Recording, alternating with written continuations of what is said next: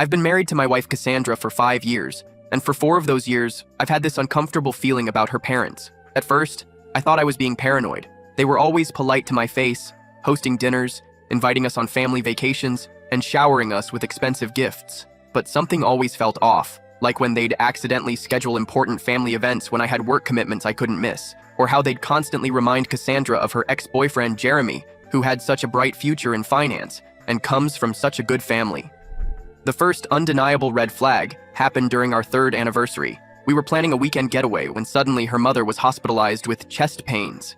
We canceled our trip to rush to her side. The doctors found nothing wrong, and miraculously, she felt better the moment we announced we weren't going on our trip. 2 months ago, things escalated. Cassandra got a job opportunity in another state, a dream position she'd been working toward for years. It meant relocating, but we were both excited for this new chapter. The night we told her parents over dinner, her father offered her a position at his company with double the salary if she stayed. When she hesitated, her mother started crying about how she'd never see her grandchildren if we moved away. We don't even have kids yet. The job discussion turned into a huge argument with her parents, bringing up every perceived flaw in our marriage. They mentioned how I couldn't provide the lifestyle their daughter deserved. Her father even said, "We always knew this marriage was a mistake." Cassandra was devastated but still determined to take the job. Then suddenly, the dream job offer was rescinded with no explanation. I found it suspicious, especially since her father had golf buddies who sat on the board of that company.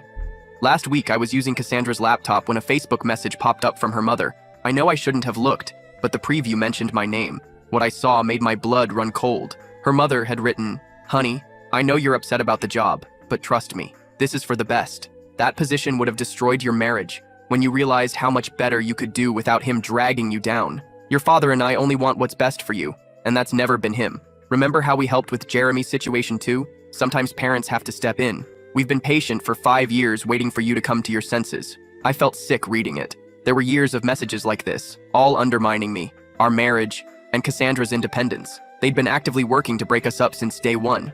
I closed the laptop and haven't said anything to Cassandra yet. Part of me wants to confront her with what I found, but another part worries this could be exactly what they want. To create a blow-up fight where I look like the bad guy for invading her privacy. She's been distant lately, making secret phone calls, and yesterday she mentioned having lunch with her parents to discuss something important. I couldn't sleep that night, just kept tossing and turning, wondering if my marriage was ending.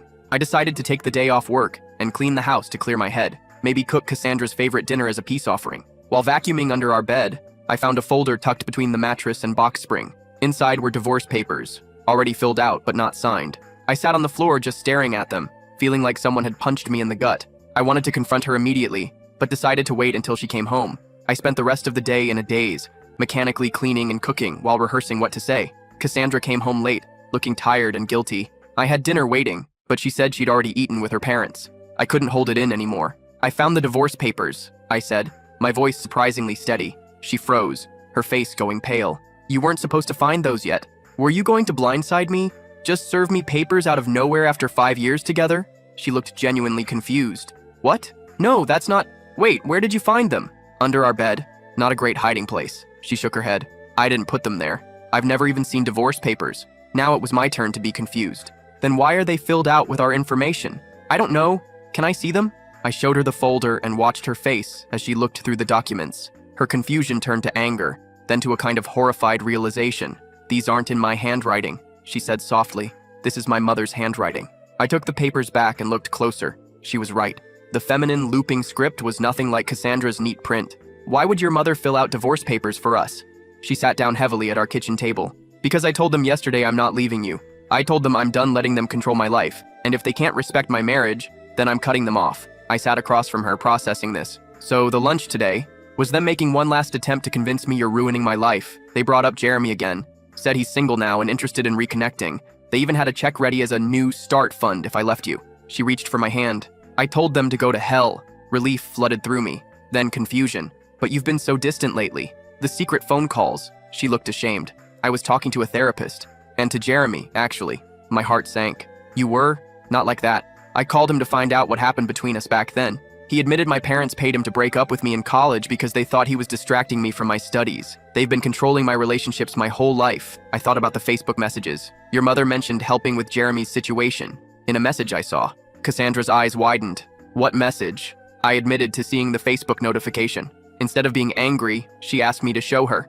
We went to her laptop and found the message thread with her mother. She read through years of manipulation and lies, her hands shaking with anger. "They've been doing this behind my back our entire marriage," she whispered.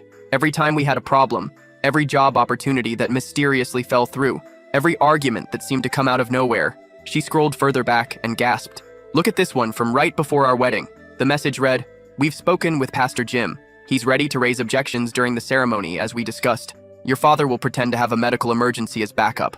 One way or another, we're stopping this wedding. You'll thank us later, sweetheart." I remembered our wedding day, how the power mysteriously went out at the church, delaying everything, and how her father had taken an ambulance to the hospital with heart problems that later turned out to be indigestion. The pastor who was supposed to marry us had a family emergency and was replaced at the last minute. "They tried to stop our wedding," I said in disbelief, "and they've been trying to end our marriage ever since." Cassandra closed the laptop. "I'm done with them.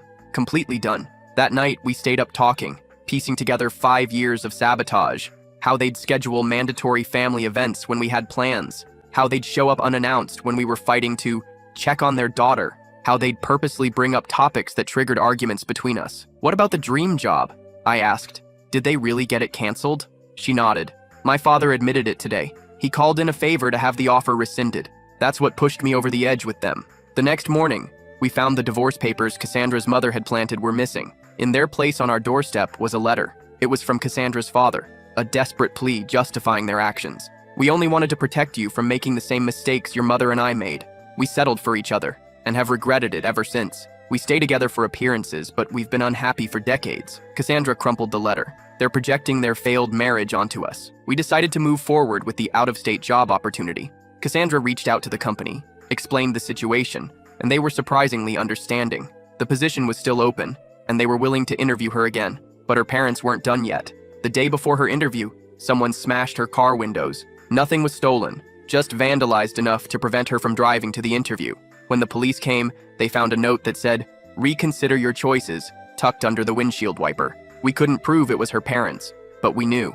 We rented a car, and Cassandra made it to her interview. She got the job. The night before we were set to move, her parents showed up at our door. Cassandra's mother was crying, her father looking grim. "You can't leave," her mother said. "Everything we've done has been for your own good." Cassandra stood tall. "I'm 30 years old. I get to decide what's good for me." "He'll never make you happy," her father insisted. "We've seen how he treats you." "You mean with respect and support? Unlike the two of you?" Her mother's tears dried instantly, her face hardening. "We've invested too much in you to watch you throw your life away on him." "Invested?" Cassandra laughed. "Is that what you call sabotaging every major decision I've made since I was 18? "We paid for your education," her father said coldly. "Your first car, the down payment on this house." I stepped forward, "which we've been paying the mortgage on for 5 years. "We can take it all away," her mother hissed. "Everything we've given you." Cassandra didn't flinch. "Take it. I'd rather have nothing with him than everything with strings attached." Her father pulled out his phone. "One call and that job offer disappears, just like the last one." That's when I revealed I'd been recording the entire conversation. "Make that call," I said.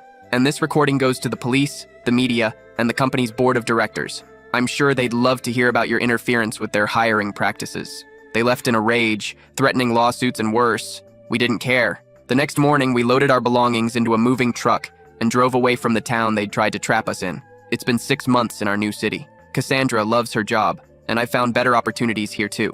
We're happier than we've ever been, free from the constant manipulation. Her parents still try to contact her occasionally. Emotional voicemails, extravagant gifts sent to our new address. Even a few flying monkeys in the form of relatives calling to tell her she's breaking her mother's heart. She doesn't respond to any of it. Yesterday, Cassandra came home with news that made everything worth it. "I'm pregnant," she said, glowing with happiness. "And my parents will never meet our child." Some people might think that's harsh, cutting off grandparents from their grandchild. But after discovering the lengths they went to trying to destroy our marriage, planting divorce papers, canceling job opportunities, turning families against each other, we know we're making the right choice. They had their chance to be good parents to Cassandra. They failed.